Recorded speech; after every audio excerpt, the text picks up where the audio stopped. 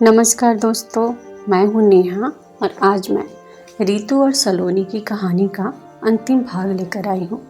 और अगर आपने इस कहानी का अभी तक पहला भाग नहीं सुना है तो मैंने इस कहानी का लिंक इस वीडियो के डिस्क्रिप्शन बॉक्स में दे दिया है और आई बटन पर भी पिन कर दिया है, तो वहाँ से इसको सुनने से पहले इसके पहले भाग को अवश्य सुनें। तो चलिए मैं आपको इस कहानी का अंतिम भाग सुनाती हूँ। इस प्लान के आगे या तो मेरे लिए जन्नत थी या फिर जहन्नुम, लेकिन मैं बिना सोचे समझे उसमें कूद पड़ी थी। मैंने विराट को स्पष्ट शब्दों में कह दिया था कि मैंने अपनी आंखों से सलोनी को एक लड़के के साथ जाते हुए देखा है। मेरी बात सुनकर उन्होंने बहुत हंगामा किया था, मुझे बुरा भला भी कहा, लेकिन मैंने हार नहीं मानी थी। मैं हर रोज थोड़ा थोड़ा जहर विराट के कानों में डालती गई। एक दिन वो रईस लड़का सलोनी से उसी लड़की के घर में मिलने आया था, शायद शादी के मामले को निपटाने आया था। मैंने विराट को फोन करके घर बुला लिया था और मैं उनको अपने साथ छत पर लेकर गई। हमें ज्यादा इंतजार नहीं करना पड़ा था। सलोनी जल्दी जल्दी से उसके घर से निकलकर अपने घर के लिए निकल पड़ी थी। मैंने विराट को कहा कि आप गेट के पीछे छुपकर हमारी बातें सुनो। उनका रंग तो गुस्से से लाल हो रहा था। वो मेरे पीछे चले आए थे। सलोनी जैसे ही घर में दाखिल हुई तो मैंने उसे गुस्सा दिलाने के लिए कहा था कि सलोनी, मैंने देख लिया है कि तुम कहाँ से आ रही हो। तुम्हें जरा से भी शर्म नहीं आई? तुमने तो अपने भाई के चेहरे पर कालिख पोत दी है। वो हमेशा की तरह मुझ पर रौब झाड़ते हुए बोली कि हाँ, मिलकर आई हूँ उस लड़के से, मेरा और उसका चक्कर चल रहा है। इसी तरह मैं उस लड़के से रोज मिलने जाती हूँ, वो भी सबकी आंखों में धूल झोंक कर। जान लिया सब कुछ, अब खुश। लेकिन ये सब जान के भी आपको कोई फायदा नहीं होने वाला है, क्योंकि आपकी बातों पर कोई यकीन नहीं करेगा। भाई को बता देगी तो वो आपको तलाक देकर घर से निकाल देंगे, मगर मुझ पर शक नहीं करेंगे, क्योंकि वो मुझ पर आंख बंद करके विश्वास करते हैं। सलोनी की बातें सुनकर विराट गेट के पीछे से निकल कर आए थे और उन्होंने थप्पड़ मारकर सलोनी का चेहरा लाल कर दिया था। मेरी सास भागकर अपनी बेटी को बचाने आई थी। विराट बोले कि अंधा भरोसा करता हूँ मगर अंधा नहीं हूँ। आज अगर पिताजी जिंदा होते तो वो अपने हाथों से तुम्हें मार देते, लेकिन मैं तुम्हारी जान बख्श रहा हूँ। फिर तो सब कुछ एक चुटकी में ही हुआ था।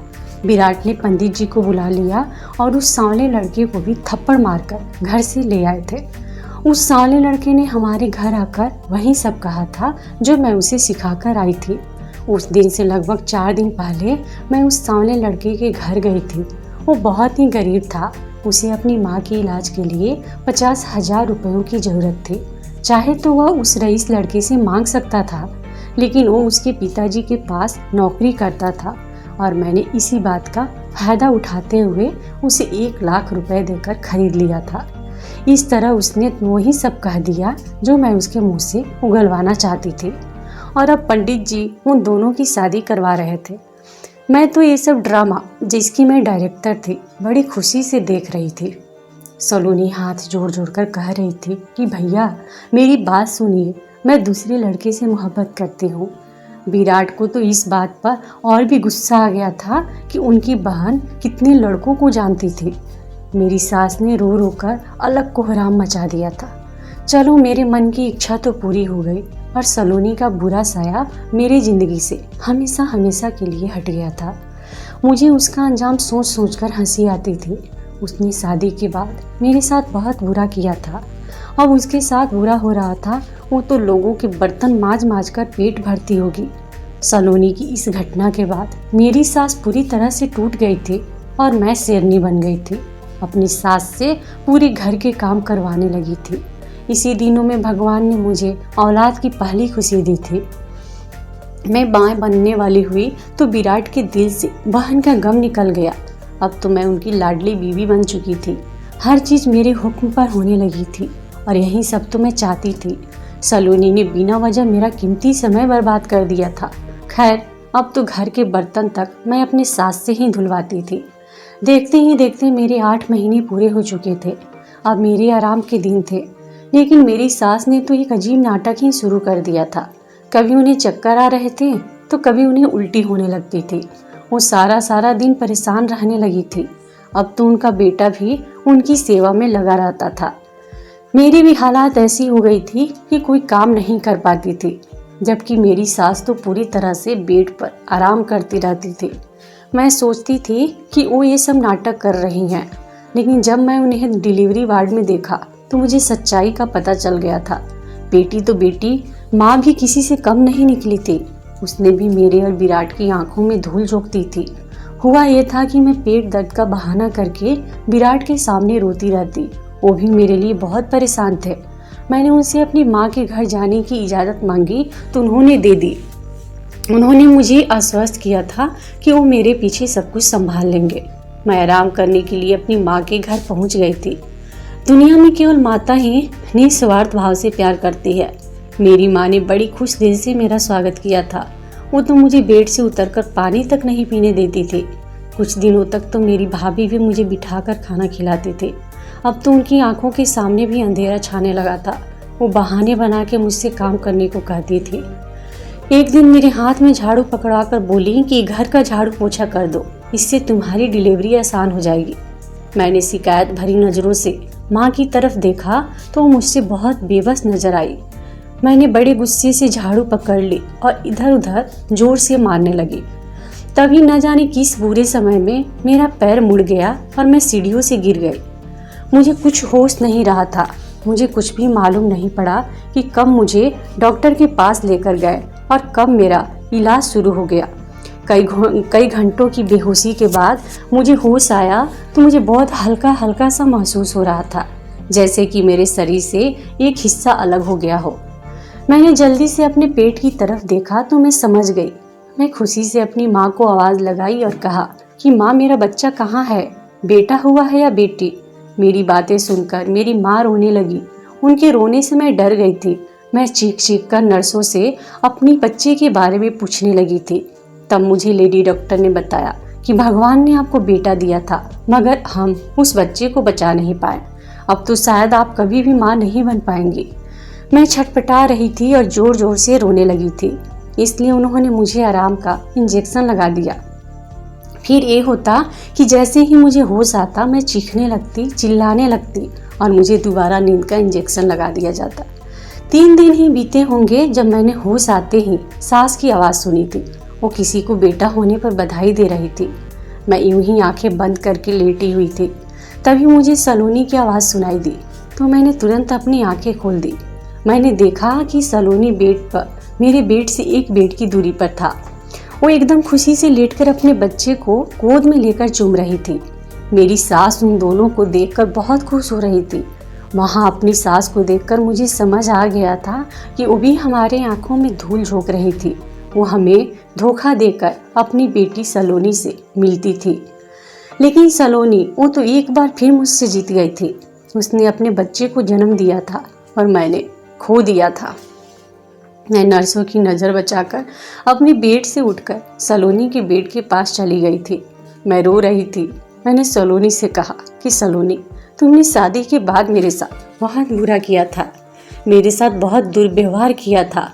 जब मैंने तुम्हारे साथ थोड़ा सा बुरा किया तो भगवान ने मुझसे मेरी औलाद छीनकर तुरंत बदला ले लिया, जबकि तुम तो आज भी खुश हो।